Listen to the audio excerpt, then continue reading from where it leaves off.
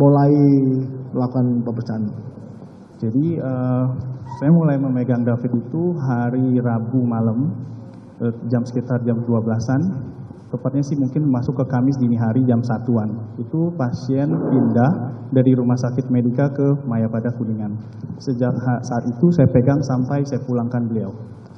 Baik, jadi ketika tiba itu langsung masuk ke IGD atau masuk ke ruang rawat?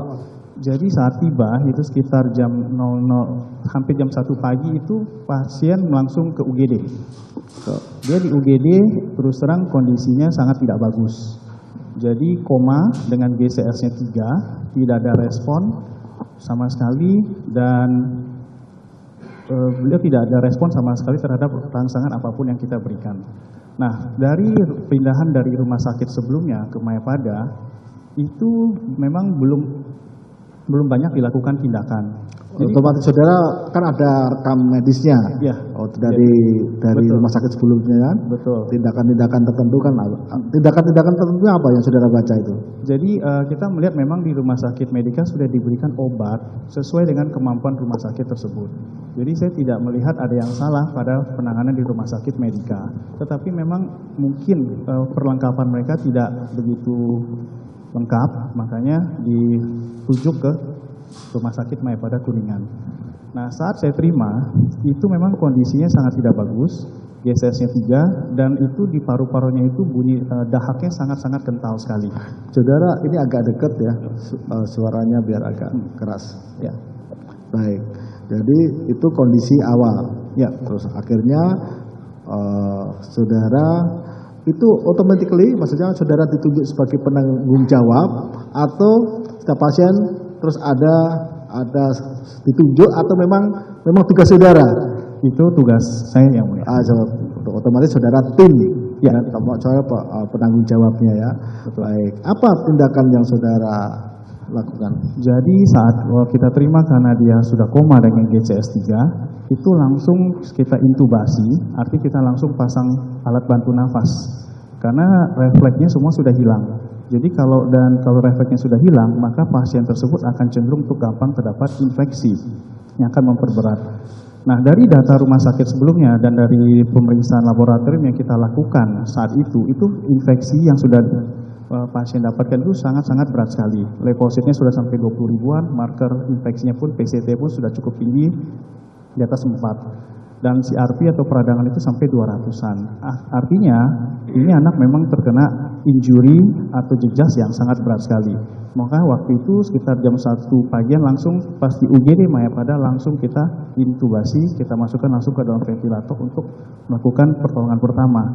Nah, begitu sudah kita pasang intubasi dan ventilator, langsung kita CT scan dan kemudian itu langsung pindah ke ruangan ICU segera.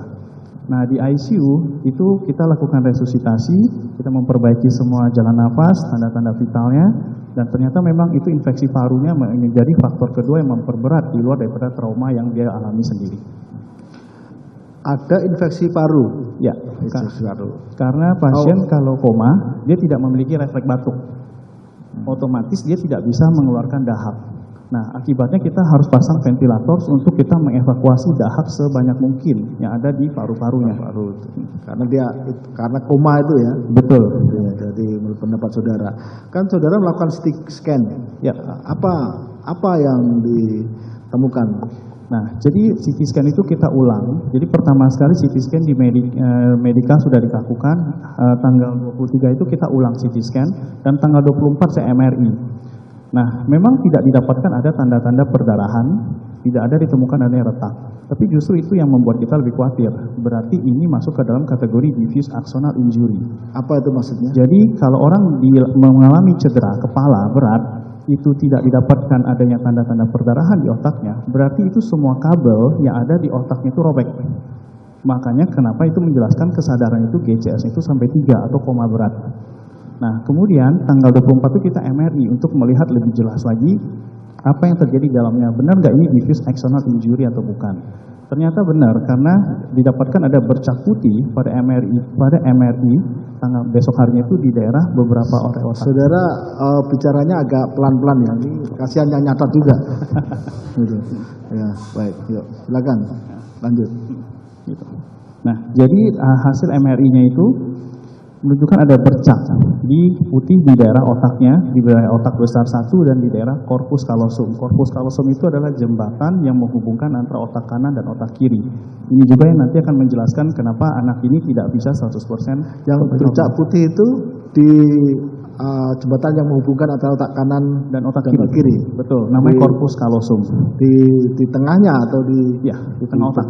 Bercak putih itu. Betul. Dalam kondisi normal tidak ada. Betul. Bercak putih. Makanya MRI mengkonfirm diagnosisnya diffuse axonal injury grade 2. Jadi terus otomatis kan saudara melakukan tindak lanjut.